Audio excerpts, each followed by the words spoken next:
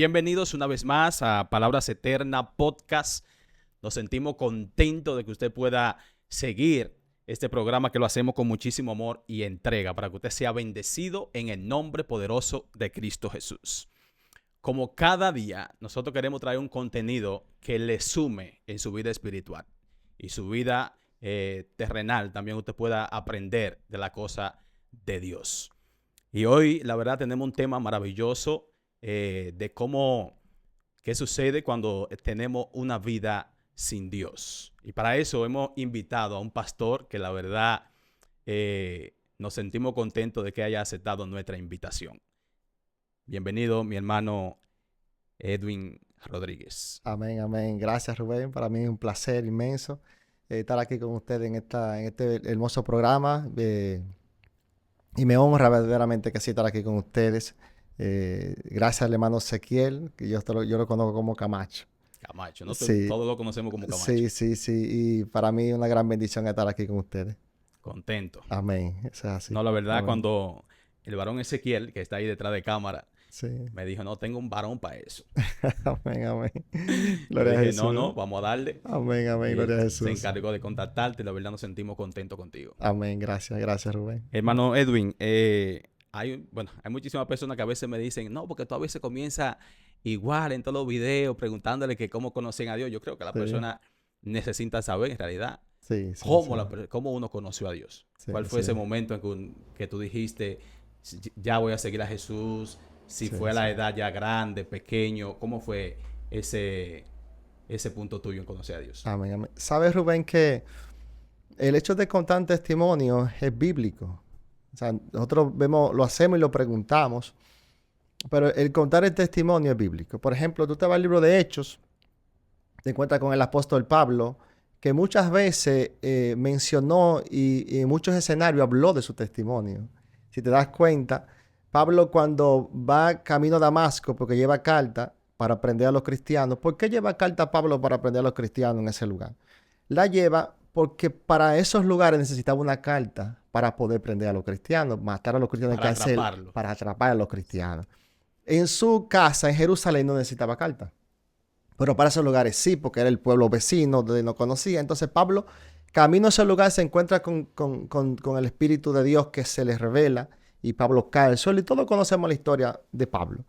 En fin, pero Pablo, después de ser convertido al cristianismo, entonces Pablo llega donde Agripa, llega donde Festo, llega donde los judíos, llega a los diferentes escenarios. Y Pablo cuenta su testimonio de cómo el camino a Damasco, llega una luz, les resplandece, los que estaban ahí vieron todo, pero no vieron con quién hablaba.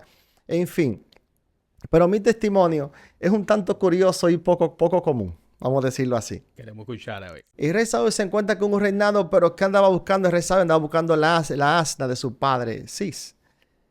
Saúl sale a buscar la asna y se encuentra con un reinado. En mi caso, yo salí a comprar una estufa y me encontré con Cristo. Increíble. Saliste a comprar una estufa y te Y me encontré con Cristo. Amén, amén, amén. Te voy a contar la historia un poco resumida, un poco curiosa, te decía que era. Yo estaba en planes de casarme y necesitaba comprar algunos enseres, algunos inmuebles para mi casa. Un amigo me recomienda y me dice que hay un lugar donde venden una estufa. Yo, bueno, vamos a comprar la estufa, vamos a ver la estufa. Pero ¿qué pasa? Cuando llego a ese lugar, me encuentro con unos ancianos, viven en la casa, son las personas que venden la estufa. Voy con mi papá es técnico, y él entra a ese lugar, y cuando entra a ese lugar, hablamos de la estufa, la tratamos, y nosotros nos vamos para venir luego a recoger la estufa. Mi papá se queda en el lugar porque estaba arreglando también un aparato allá a la casa de la señora. Mi papá habla conmigo y me dice, Edwin, mira, la señora escuchó que tú dijiste que andaba buscando una casa porque tú te ibas a casar próximamente. Y ella dice que tú le caíste muy bien y que le interesó, que si te interesa quedarte aquí en esta casa a vivir. El Señor abriendo camino. Escucha esto, mira. Bueno, él le habló a mi esposa, en ese entonces era mi novia. Le digo, me ofrecieron la casa donde voy a comprar la estufa, me ofrecieron que me quede ahí para que vivas ahí. ¿Qué tú crees? Me dice, bueno, vamos a ver. Yo tenía una motora, prendí la motora, arranqué. Mi esposa te sabe cómo amar, sabe yo para atrás, de tan rápido que iba. Tú eras ninja, tú eras Sí, ninja. sí, andaba así, muy rápido. Y llegamos al lugar, dimos una vuelta, entramos acá, entramos ahí. Bueno, llegamos a la casa, pero en el camino, mira cómo son las cosas de Dios. En el camino decidimos decir que no. Íbamos a la casa, vamos a comprar la estufa y no más, de ahí para atrás. Pero en los planes de Dios había otro propósito. Entramos a la casa, la señora nos dice, mire, esta va a ser su habitación, esta va a ser su baño, esta va a ser su cocina, esta es la casa de ustedes. De momento nosotros decimos que sí. O sea, dijeron que no ahorita, por ahora dijeron que Y sí. cuando salimos, volvimos como en sí y decimos, ¿qué pasó? Nosotros entramos para decir que no. Pero como ya habíamos dado la palabra, teníamos que cumplir. Yo me mudo a la casa, me mudo ahí unos días y luego me llevo a mi esposa a la casa. Yo veo el lado de la casa, veo que hay un local, pero yo no sabía qué era lo que había en el local. Me doy cuenta que hay una iglesia en el local. Escucha esto. Y un pastor muy humilde, con una serenidad increíble, con una paciencia, iba cada día, nos decía, la iglesia está aquí, cuando quieran visitarnos, visítennos. Pues yo fui entrando poco a poco. Déjame decirte que un día, después de hacer varios llamados, un día hacer llamado y yo tengo intención de aceptar a Cristo. Pero ¿qué pasa? Mira lo importante que es mantenerse orando. Cuando hay un alma que no es que está sin Cristo, es necesario que la iglesia esté orando cuando se hace llamado. Claro. Cuando el pastor hace llamado, que yo hago un intento de pararme hacia donde está el pastor para aceptar a Cristo, me tomaron de los hombros y me tomaron de los pies y me agarraron. Y me sostuvieron así con presión hacia abajo. Y me dijeron, no te mueves de esta silla. Cuando yo escucho esto, estoy peleando porque no encuentro qué hacer, pero necesito a Cristo. Y yo en mi mente, como podía pensar, eso era lo único que tenía libre para el pensar, dije en mi corazón, Señor, si tú quieres que yo te sirva, por favor ayuda a pararme de esta silla. Y cuando yo dije estas palabras, yo me paré corriendo y fui donde el pastor y le dije, pastor, yo quiero a Cristo. ¿Qué edad tú tenías en ese tiempo? Tenía como unos 27 años, 26, 27 años. Y desde este día hace unos 16 años que le servimos al Señor y ha sido una gran bendición. Y así llegué yo a Cristo, a través de una estufa. Llegué a donde Jesucristo. El club fue grande. Sí, verdaderamente que sí, Fue verdaderamente que tremendo sí. el punto Sí, en realidad. sí, sí, Y sí. mira que hay algo muy importante que tú dices, que a veces uno dispone a hacer las cosas, Sí.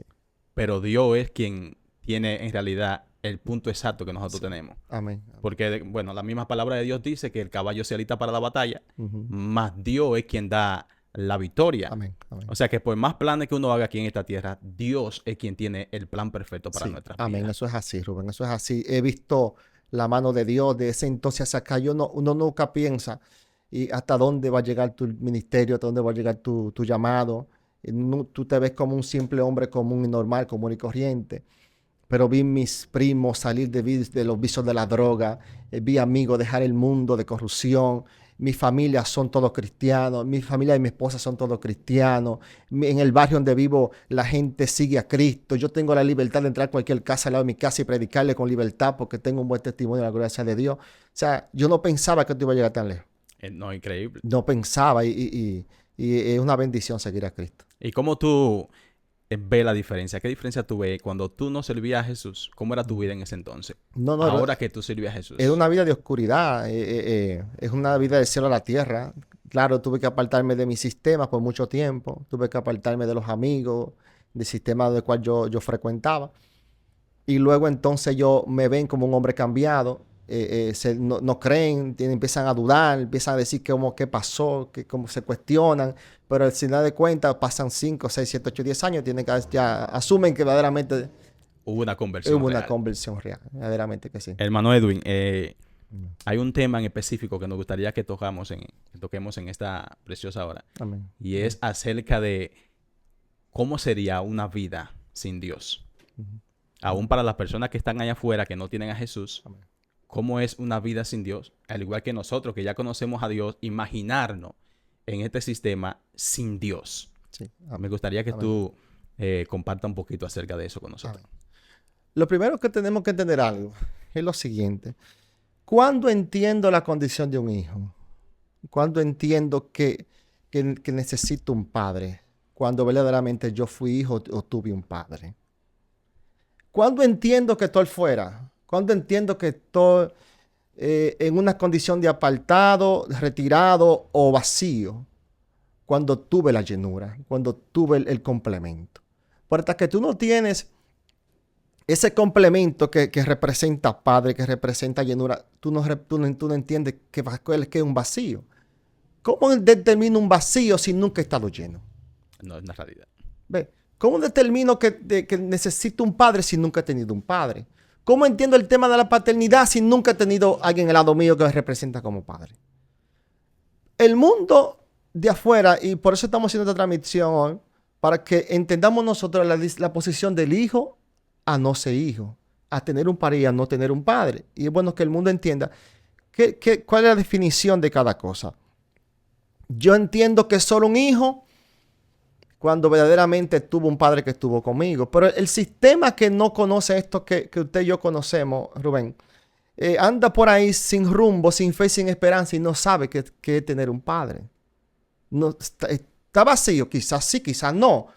Quizás no está vacío, quizás vive en un mundo rutinario normal, porque para el mundo las cosas regulares son normales, son rutinarias y son cosas que son para nosotros un diario vivir. Exacto. Entonces, eso es lo primero que tenemos que entender.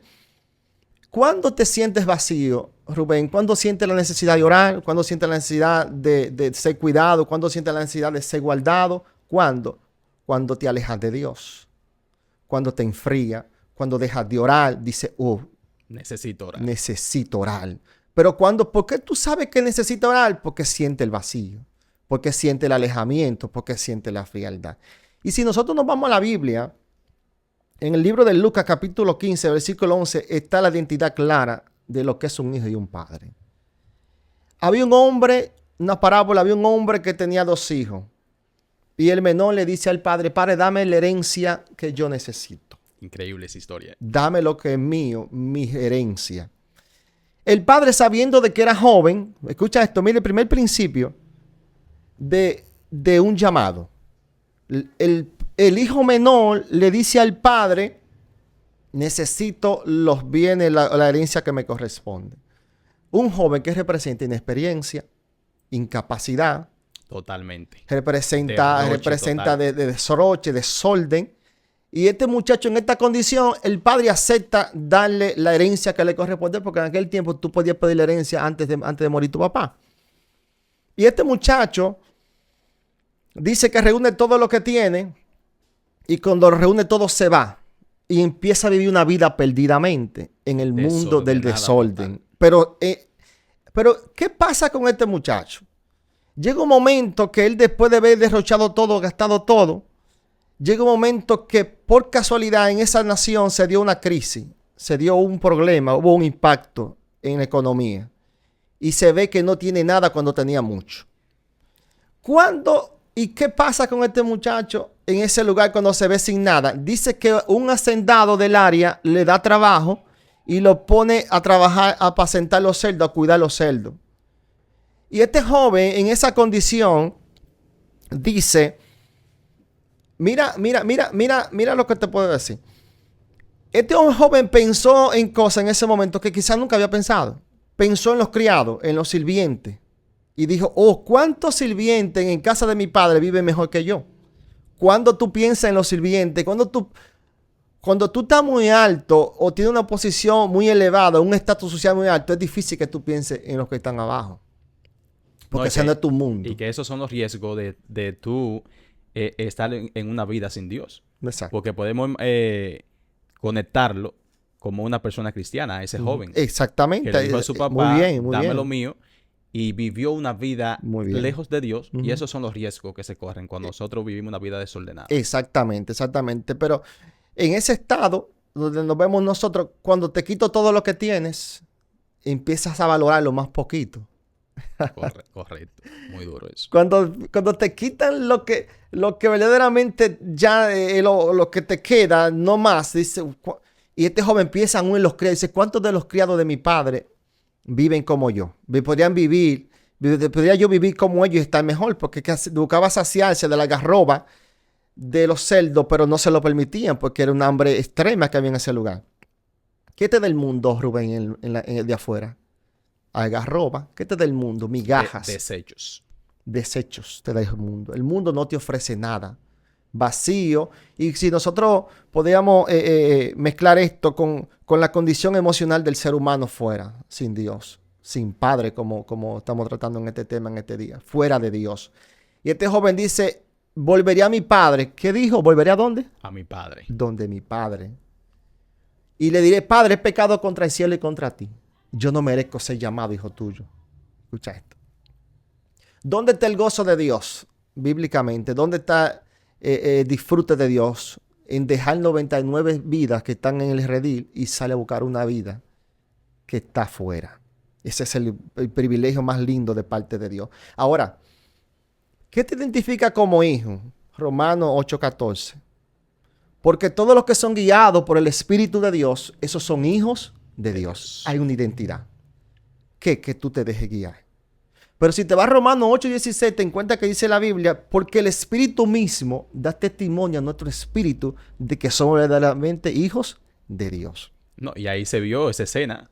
Totalmente. Donde su espíritu, ¿verdad? Totalmente. Le habló, no, tú tienes que volver donde Totalmente. a tu padre. Es totalmente. Recapacita. Y esto le estamos transmitiendo para que el que esté viviendo ese mundo recapacite. Exacto. Y que, bueno, Rubén, tengo mucho en el mundo. No, yo tengo dinero, tengo casa, tengo bienes. Estás comiendo algarroba. Eso tiene un fin en realidad. Tengo manjares, tengo buena comida. Estás comiendo migaja de cerdo, está comiendo. ¿Por qué estás comiendo migaja? Porque la verdadera llenura, ¿qué dice la Biblia? No se embriaguéis con vino antes que se lleno de ¿qué? Del Espíritu Santo. La presencia de Dios, su amor y su misericordia, la cobertura de Dios suficiente, más que comida, más que ropa, más que zapatos. Que Dios llene tu corazón, que Dios inunde tu vida, que Dios inunde tu familia, que Dios inunde tu sistema, que Dios inunde lo que tú haces, lo que le pone en la mano, es más que suficiente. David dijo, Salmo 27:4, una cosa he demandado a Dios y ese pedido, que esté yo en la casa de mi Padre todos los días de mi vida para contemplar su hermosura. Uf. Es suficiente la presencia. No necesitamos.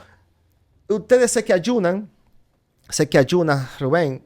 Y cuando ayunas, te dan comida y te ofrecen comida, te ofrecen manjares, te ofrecen frutas. Tú dices, no, la comida que estoy comiendo es más valiosa que cualquier comida. Hay un propósito. Al final de cuentas, es duro. Mire, no hay cosa más dura que un ayuno. No, el que diga que bueno. Yo ayuno bastante y yo le digo, a veces le digo a mi esposa, yo comí hoy como desesperado. ¿Y por qué? Sí, porque me paso mucho tiempo ayunando. Cuando como, a veces como desesperado. Corriendo. Porque a veces pierdo la costumbre de comer a diario. Entonces, terminamos con el joven. Volveré a mi padre y le diré, Padre, he pecado contra el cielo y contra ti. Yo no merezco ser llamado hijo tuyo. Y este joven entiende la necesidad de un padre. Y este joven sale para donde su padre. Mira el amor de un padre. El padre estaba atento esperando que ese joven llegara. No, ese hombre yo sé que miraba cada rato por la ventana. Déjame ver si viene. Exactamente. Que mi hijo regrese. Que mi hijo vuelva. Que mi hijo esté con lo demás. Que mi hijo esté en casa. Que mi hijo esté seguro. Que mi hijo tenga abrigo. Que mi hijo tenga alimento. Y cuando llegan de este padre, se postra y dice, Padre, he pecado contra el cielo y contra ti. No merezco ser llamado tu hijo. Total humillamiento. Total humillación. Eso es lo que necesitamos. Gracias, Rubén. Una humillación real y genuina. Una humillación que verdaderamente nazca del corazón. Y eso que le hace falta a mucha gente. Y creo que Dios hubiese perdonado a muchos hombres de Dios si hubiese recapacitado y se hubiese vuelto atrás. Pero hay que tomar la decisión. Totalmente. Hay que tomar la decisión. Si se hubiesen vuelto atrás del error que cometieron, no, yo creo que donde tú pecaste, ahí mismo pide perdón y arrepiéntete. David, 3 días en ayuno y oración, en ceniza, tirado en el suelo, porque cometió un error garrafal, un error muy grande. Tomó a la esposa de uno de sus hombres, traicionó la moral de uno de sus hombres. Y David, en esta condición, se le muere el joven, se le muere el hijo y David se levanta. Porque David sabía humillarse.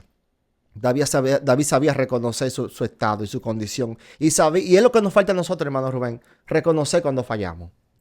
Yo creo que el punto más importante de un arrepentimiento es tú reconocer. Bendito sea Dios. Amén. Cuando tú cometes el hecho. Bendito sea Dios. Amén. Cometimos el hecho, venimos delante de Dios, reconocemos Amén. lo que hicimos Porque a veces no reconocemos, no, pero hay que reconocer. Exacto. Si tú dices, por ejemplo, ofendiste a alguien, es venir delante de Dios. Señor, mira, ofendí a Amén. Ezequiel. Sí, amén. Perdóname. Amén. Esa debería ser nuestra posición. Y el padre, cuando ve a este joven, dice que lo besa, lo abraza y le dice, hijo, regresaste. Y manda a buscar una sandalia, un anillo, lo manda a vestir, le manda a poner ropa hermosa, lo manda a que se Ropas vea reales. lindo, que es ropas reales de un príncipe, de un hijo. Ropas reales, ropa de alguien que es parte de mi sistema, porque hay una ropa que te identifica. Hay una vestimenta que nos identifica como hijo. Y no es vestimenta de saco y corbata, no. No, hay una esencia Real. que te dice yo soy de la casa. Amén. Yo tengo derecho en la casa. La Yo puedo confianza. mover en la casa. Yo puedo tocar la puerta en la casa. Yo puedo abrir, yo puedo tomar agua. Es una esencia que tú tienes como hijo. Y esa esencia no es que tú te la has ganado ni es que has hecho nada. No hay obra que tú puedas hacer. ¿Qué hiciste? Reconociste a Dios como Padre. Suficiente. Ya eso es suficiente para yo tener acceso total. Suficiente. Tiene acceso a mi casa. Ya no tengo que preguntar. Ya para hablar no tengo que hacer un preámbulo o para que se me ponga caso. No, Dios es Dios detallista. Dios está muy cerca de los detalles de sus hijos. Muy atento a las más mínimas pequeñas cositas. Dios está atento a eso. Porque es un hijo que está hablando. Es un hijo que está pidiendo. Y este padre toma este hijo, lo viste, lo pone hermoso, lo arregla y hace una fiesta. Porque este hijo llegó. Porque este hijo regresó. Porque este hijo reconoció que había cometido. ¿Usted cree que el padre, Rubén, pensó en el dinero que gastó su hijo? Lo que más gastó. No. Lo importante era la vida. Amén, amén. Pero ¿qué pasa? Aparece un hijo, otro que de la casa, que se molesta y ve a este padre en esta condición, con un hijo que más gastó todo. Y siempre van a haber personas que te van a cuestionar. Siempre. Pero ¿en qué haces? ¿Me defiendo? ¿Qué hace? ¿Lo ataco? ¿Qué hace? ¿Lo bombardeo? No. El amor y la misericordia. Y fíjate, Edwin, lo que pasó ahí. Que yo creo que él no se defendió ahí. Pero alguien más lo defendió. Sí. Que fue su padre. Exactamente, muy bien, Su padre dijo, pero ven acá, tú has estado conmigo todo el tiempo y todo lo que tengo es tuyo. Esa es muy buena observación. ¿Acaso no puedo hacer una fiesta a tu hermano que ha regresado? Que estaba muerto y hoy regresó a la vida. La Biblia dice en el libro de Mateo 7:20, por tus frutos te conoceréis. Tus frutos son los que van a dar evidencia de quién tú eres como él. Tus frutos es lo que van a hablar de ti. Tus palabras bastan. Tus palabras no son suficientes. Los frutos son suficientes. Porque por los frutos es que Dios va a conocer un hijo. Y le decía Jesús a los judíos que habían creído en él, vosotros sois de vuestro padre el diablo. Porque las obras que hacían... Nosotros somos hijos de Abraham. ¿Qué pasa? No, Jesús, nosotros somos hijos de Abraham. No. Si ustedes fueran hijos de Abraham, reconocieran mis obras. No son hijos de Abraham. Y le dijo Juan 8:31. Y conoceréis la verdad, y la verdad os hará libre. No, pero nunca hemos sido esclavos. Sí, porque ustedes hacen las obras que ven de su padre, el diablo. Entonces, los frutos y tus obras es lo que van a representar tu ministerio y tu testimonio. No te preocupes en hablar, decir muchas cosas. No te preocupes en exponer, hacer tus obras lo que van a hablar de ti al final. Y este hijo llega y toma nuevamente la posición que había dejado. Tomó el lugar de hijo. Tomó el lugar de un hijo que necesitaba un padre, un hijo que necesitaba ser cuidado, ser guardado. Fue una ovejita, Dios la limpió, la salvó, la santificó y la purificó. Amén. Tremendo. Amén. Y mira que en la apariencia, como tú dices, que los frutos son los que van a reflejar lo que tú eres. El follaje simplemente son las palabras. Que la persona ve ese árbol que está ahí muy frondoso, muy verde, y la gente se va a acercar donde él porque tiene muchas palabras. Pero cuando ven que no tienen ningún fruto, simplemente apariencia. Totalmente. Porque un fruto es lo que identifica de qué es el árbol que hay. Exactamente. Por ejemplo, eso es lo que identifica a nosotros los cristianos cuando estamos hablando mucho. Si Cristo no está en el centro de esa conversación, entonces son palabrerías. Sí. Verse Rubén sin la cobertura de Dios es riesgoso. Verse sin la cobertura de un padre es riesgoso. Muy riesgoso. ¿Por qué es riesgoso? Porque te expone. Te expone al mal.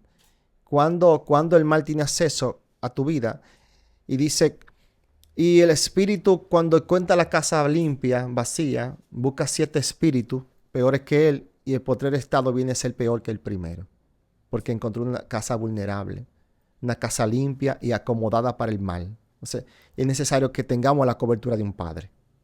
Es vital. Correcto. Es vital la cobertura de un padre, es vital. ¿Y de quién? De Dios. La cobertura de Dios. Que Dios esté contigo, que tú camines confiado, que camine seguro, que camine íntegro, que camine libre.